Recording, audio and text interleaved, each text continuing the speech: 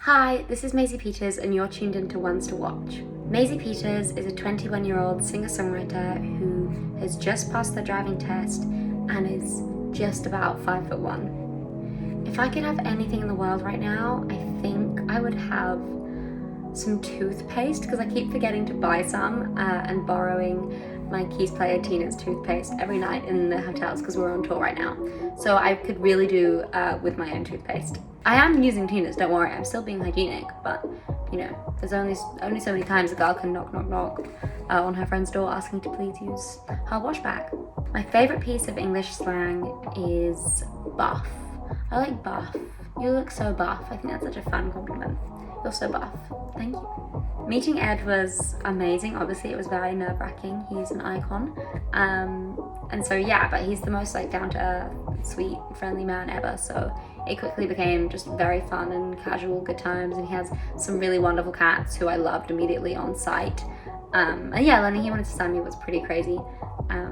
But yeah, I think that he's, again, as I've said, he's pretty much the nicest man in pop music and maybe ever. So it's been a great time.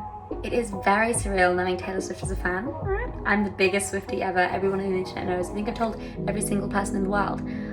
So it's very crazy, but I love Taylor and I'm so pleased and honored and surprised that she even knows vaguely who I am. So it's a wonderful time. I think I've grown a lot since releasing my song Place We Made. When I released that song I was 17 and I was living at home in my small town with my parents and I was still in school, and now I'm 21 and I live in London and I'm releasing my album. And I think I've grown up. I've grown down maybe in some ways. I haven't grown at all, I'm still 5'1". But yeah, I think I'd like to think that I've become a sort of more well-rounded person potentially, who's a little bit smarter, maybe that's a push. Trying to be a little bit smarter. I guess I did approach You Signed Up For This a little bit different than past projects because obviously this was the album. So I think I did come at it definitely with that in mind, and when you know something's an album, I think you do view it differently. I definitely saw it as more of a kind of whole cohesive project, and I knew relatively early on the sort of like sonic checkpoints that I needed to hit, and once I sort of had the first few songs that were on the album, like You Signed Up For This and Volcano and Brooklyn, those sort of became real like markers, sort of blueprints for how the album should feel, and I sort of worked from there and expanded out. I did shorten the title, fun fact, so it was for a little bit, the album title was I'm Sorry to Make It About Myself Again, But You Signed Up For This. I think I thought I was on my Fiona Apple shit, but it was too long, and I actually had a few close members of friends and family be like, Maisie, like, are you sure? I think this is too long. And you know what? I think they were right.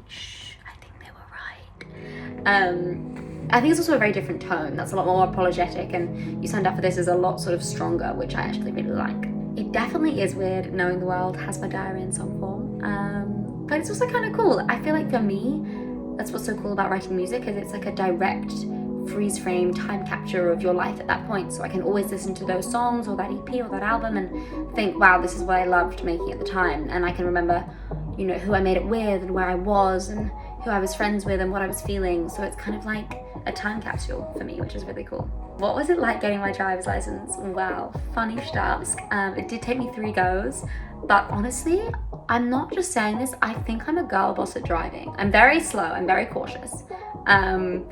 My friends always say, you know, do you want to go a little bit faster, Maisie? And I go, no, I don't. But no, I actually love driving. I mean, I haven't driven very far. I've only really driven around my hometown, but I love it. And I think I'm a girl boss at it, so it's been pretty fun. My favorite 80s movie? Ooh, I mean, I'm gonna have to say a John Hughes movie, obviously. Ferris Bueller's Day Off, I'm pretty sure that counts as an 80s movie.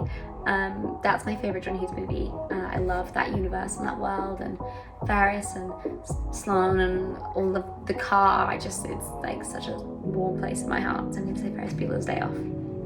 Tips for dealing with a toxic ex?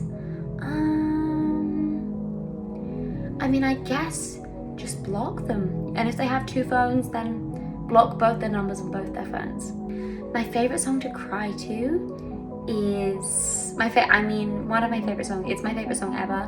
My favorite song to cry to is Between Me and You by Brandon Flowers. And my favorite song to dance to It's gotta be ABBA. I'm gonna say like Dancing Queen. I know that's a really obvious one, but it's so timeless. I read an article the other day that when they wrote that song, they were so pleased with the amount of joy that they drove around like their town in Sweden and played it to people, and like their friends cried because they were like, this is the most joy we've ever heard in a song. So Dancing Queen. There's a fun fact for you. My biggest fear, oh my god. I hate spiders, and I hate on the underground in London, there are these barriers that shut and open really quickly, and I'm so scared of getting caught in the barriers. One thing that people don't know about Maisie Peters is she's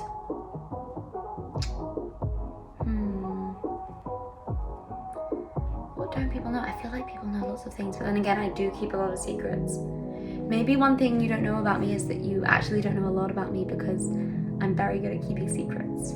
Maybe that's something you don't know about me. I'm good at keeping secrets. Okay, thank you so much. Bye.